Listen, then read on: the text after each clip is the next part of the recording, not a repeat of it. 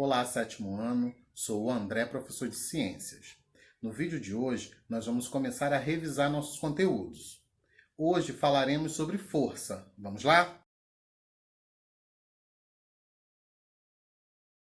Força é a capacidade física que permite deslocar um objeto, o corpo de um parceiro ou o próprio corpo através da contração dos músculos.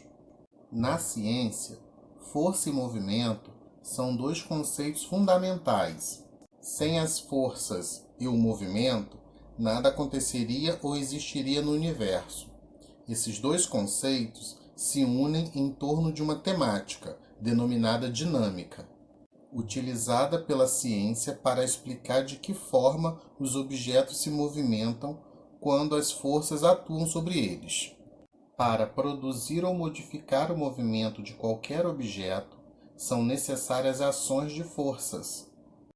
As forças são como agentes físicos que têm a capacidade de produzir movimento ou deformação nos corpos, os quais, por sua vez, pode estar em estado de repouso ou de movimento. É necessário a aplicação de forças para alterar o estado de repouso ou de movimento de um corpo. Quando falamos em deformação, queremos dizer modificação, ou seja, a deformação dos corpos são forças que têm a capacidade de modificá-los. Normalmente, quando identificamos diferentes materiais ou substâncias em nosso cotidiano, as chamamos por seus nomes, como água, ferro, madeira, ouro, álcool e etc. No entanto, quando nos referimos a certas quantidades desses materiais ou substâncias, estamos nos referindo a corpos. Por exemplo, um cabo de madeira, um bloco de gelo e um galão de água são porções limitadas de matéria ou substância. Portanto, são corpos. Assim, na física, corpo ou objeto é a denominação utilizada para se referir a uma quantidade limitada de matéria ou substância. Quando falamos que um corpo está em movimento, significa que ele se movimenta de um lugar para o outro. Isso acontece quando o corpo muda de posição em relação a um referencial ao longo do tempo.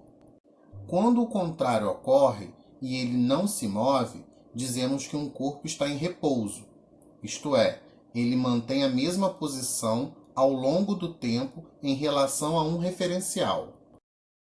Mas afinal, o que é um referencial? O referencial é um ponto que adotamos para analisarmos se um corpo está em estado de repouso ou em movimento. Por exemplo, imagine que você está viajando com seus pais em um carro, seguindo viagem em uma estrada. O veículo está em movimento em relação à estrada, mas em relação ao motorista do carro, ele está em repouso. Nesse caso, a estrada e o motorista foram escolhidos como pontos de referência para conhecermos o estado de repouso ou movimento do carro. Em nosso dia a dia, o termo força pode apresentar muitos significados. Normalmente, ele é utilizado no sentido de esforço muscular, como em um puxão, conforme a imagem de cabo de guerra.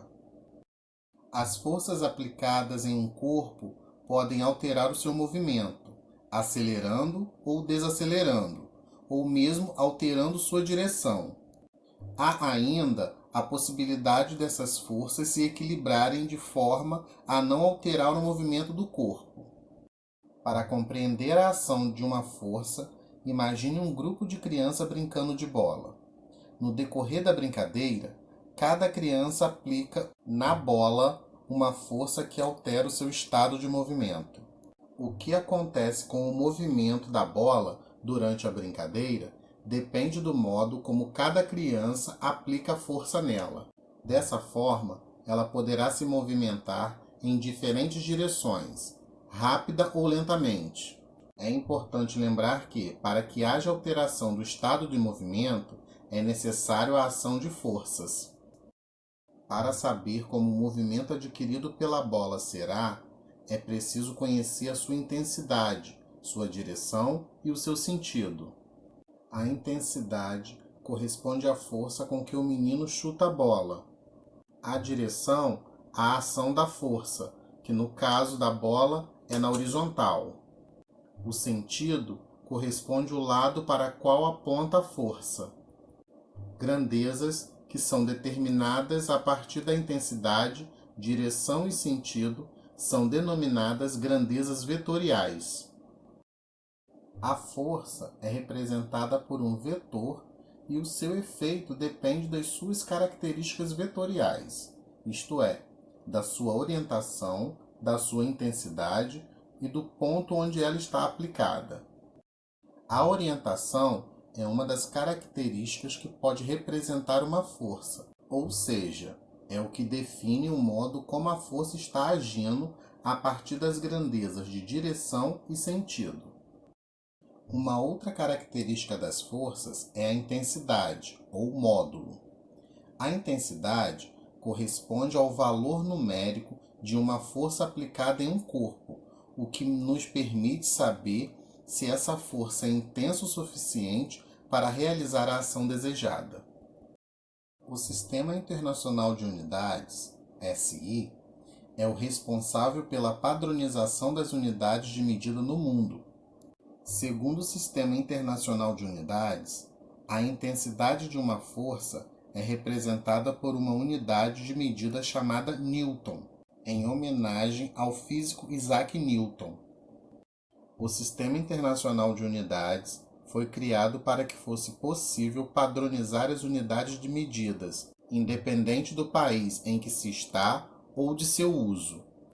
A padronização é importante para evitar problemas de comunicação entre as pessoas e facilita a divulgação de trabalhos científicos em diversos países sem prejudicar o seu conteúdo. Nós vimos que existem diferentes unidades de medida para cada grandeza física. A medição de uma grandeza física é realizada por meio de instrumentos de medida, como a régua, o velocímetro, o termômetro, a balança, entre outros.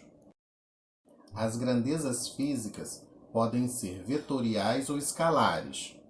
As grandezas vetoriais são aquelas representadas por número, unidade e orientação, direção e sentido.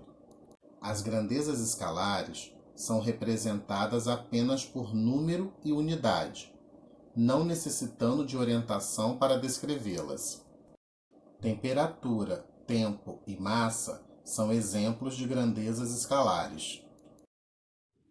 Então, sexto ano, caso tenham dúvida, me procure na plataforma digital toda segunda, terça e quarta, de 8 às 12, que eu estarei de plantão esperando por vocês.